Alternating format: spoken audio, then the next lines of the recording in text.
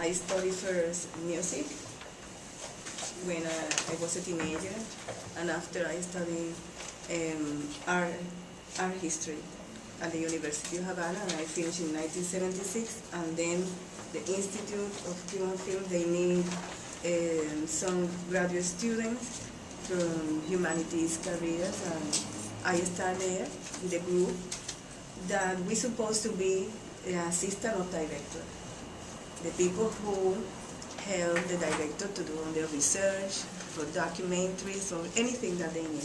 But never, especially in my case, I had the idea, I was 23 years old, that I would be interested to do my own work. So it was a long process to discover the language of the film. ICAIC is an institute that very well known at that time. So for somebody who finished at the university, it was a good place, because they have a reputation inside Cuba, outside Cuba also, and the intellectual level, the cultural exchange with foreigners, it was very important. And they are still very open in the connection with the access to cinema of different parts of the world.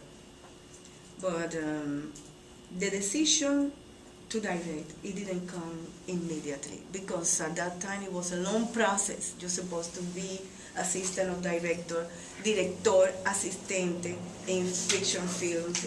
So maybe when I will get 900 years, I will have the right to direct.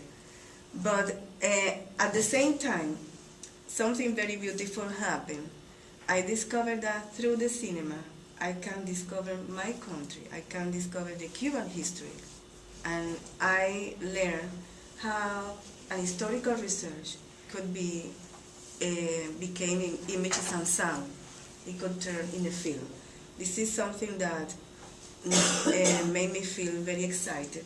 And the first documentary, the first work that I made at ICAIC, it was La Tumba Francesa.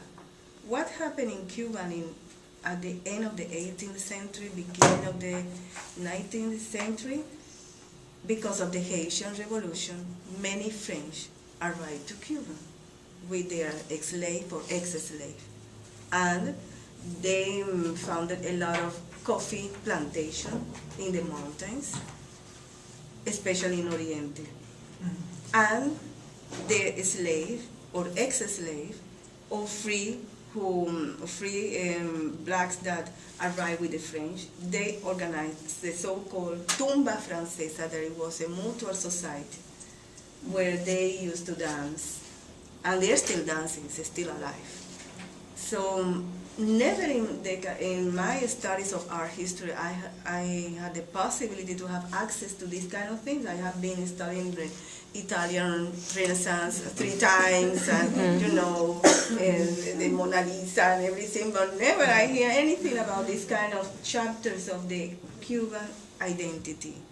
So it was my first work at the ICAIC in 1977, and it was the first step that decided that I want to be part of this place, because it just not only to accept the work, is to stay there and continue and develop my work there. So it was a long process of meeting and working with different directors, different themes, sport, agriculture, political themes, many aspects. But it's true that the passion for Haiti, the passion for the cultural identity, it was the knowledge of the Cuba and the connection with the rest of the Caribbean. It was something very important that I decided to discover through the film. So my second script, the first one was Tumba Francesa, and the second one was Haiti in the Memory. It was another kind of migration. It was another kind of immigrants that arrived to Cuba at the beginning of the 20th century. It's the people that went to Cuba in the condition of a slave, because the Haitians suffered a lot in Cuba in the 20th century. And we have these people that they are part of the Cuban nationality. The Cuban recognize their religion, the voodoo, because we have voodoo here in Cuba, not only Santeria or another African roots, we have also the Haitian religion. And this is part of our identity. So for that reason, with the same director that I made Tumba Francesa, I made Haiti in the memory. So I talk about this small and big chapter of my life as filmmaker because I think that you can get the best technology of the world, but if you don't have the knowledge of your history, what do you want to put inside that technology? What do you want? What do you want? You know. So for me, to get very close to the Cuban history, Cuban identity, music, religion, spirituality, it was the base. The base. So during that period of time, we used to shoot in films, everything. But in the 90s, everything changed because of the economic situation of the country. It was the so-called special period.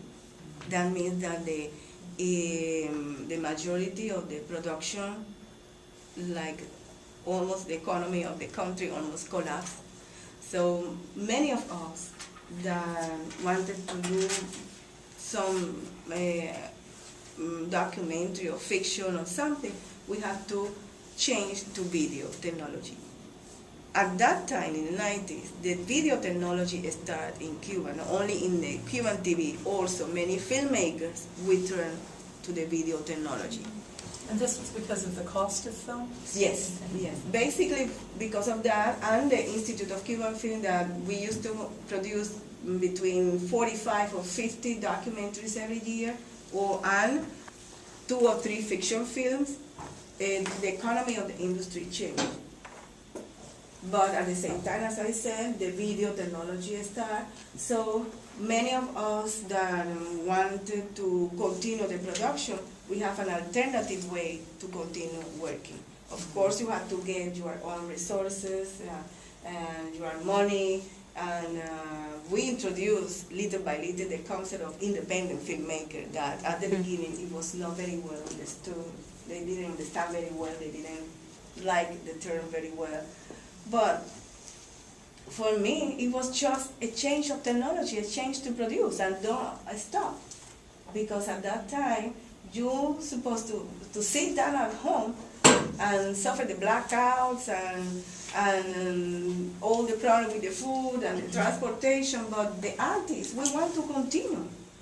So we found the national video movement, and even if I continue at that time being member of the Institute of Films, I also became a member of the national video movement, that they can give you some moral support, no resources, moral support if you need a letter to shoot in some places, who you are, that you are not doing this for business, you know.